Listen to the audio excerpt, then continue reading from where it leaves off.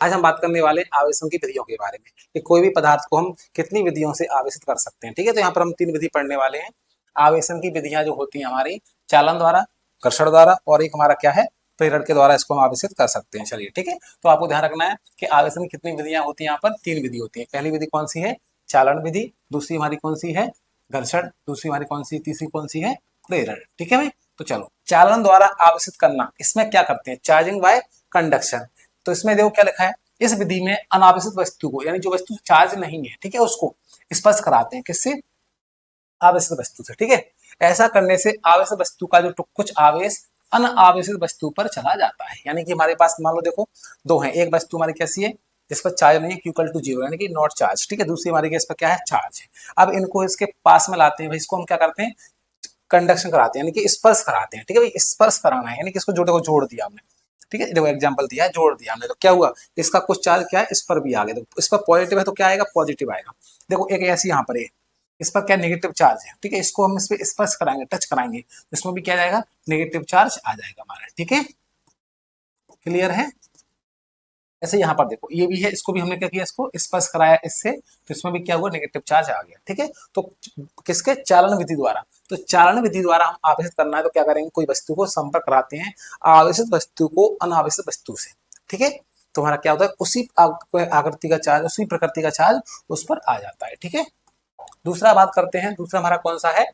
प्रेरण द्वारा। प्रेरण द्वारा यानी कि पास लाकर, यानी कि एक आवेशित वस्तु के पास कौन सी वस्तु? अनावेशित वस्तु को रख देते हैं, तो प्रेरण की क्रिया से क्या होता है? उस पर भी कुछ चार्ज आ जाता है। ठीक है, लेकिन ध्यान रखना है, देखो क्या है? पढ़ लेते हैं। प्रेरण विधि में आवेशित वस्तु को अनावेशित वस्तु के पास बिना छुए रखा जाता है। चालन विधि में क्या करते हैं? हम स्पर्श कराते हैं, इसमें क्या करते हैं? सिर्फ पास रखते हैं, स्पर्श नहीं कराते हैं।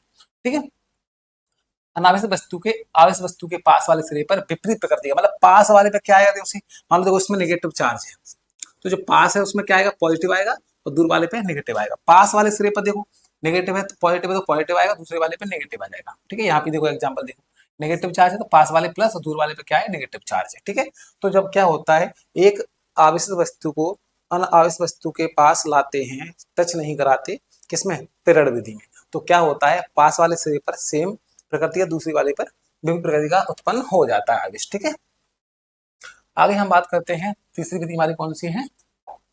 घर्षण द्वारा। ठीक है भाई, घर्षण विधि द्वारा भी हम क्या करते हैं? यानी कि रगड़ के, है ना, अभी रगड़ा था अपने कंघी को, ठीक है, बालों पर रगड़ा था, तो ये भी कौन सी विधि थी? घर्षण विधि। कौन सी थी? घर्षण विधि। ठीक है, तो घर्षण विधि के द्वारा भी हम क्या कर सकते हैं? चार्ज कर सकते हैं। देखो हमने यहाँ पर क्या लिया है? सिल्क क्लॉथ लिया हुआ है, इसको हम क्या करें? ग्लास की रॉड से रगड़ रहे हैं। ठीक है, तो इस पर चार्ज आ गया है। ठीक है, और देखो यहाँ पर एक और भी आपने एग्जांपल देखा, जब बर्थडे बर्थडे हम क्या करते हैं, जब बलून को क्या करते हैं? दीवार पर चिपकाते हैं, तो बालों पर रगड़ के और दीवार पर चिपका देते हैं। ठीक है, या फिर रगड़ के क्या करते हैं? छोटी छोटी चीजों को उठा के चेक करो, उस पर चिपक जाती है। किस पर? बलून पर। ठीक है, तो ये हमारे क्या तीनों विधियां हो गई। चालन विधि में क्या कराते हैं? स्पर्श कराते हैं, प्रेरण विधि में पास लाते हैं, और घर्षण विधि में उसको रगड़ते हैं। ठीक है, तो आवेशन की कितनी विधियां होती हैं? हमारे 3 विधियां होती हैं। ऐसी और वीडियो के लिए हमारे चैनल को क्या करें? सब्सक्राइब करें। मिलते हैं अगली क्लास में। धन्यवाद।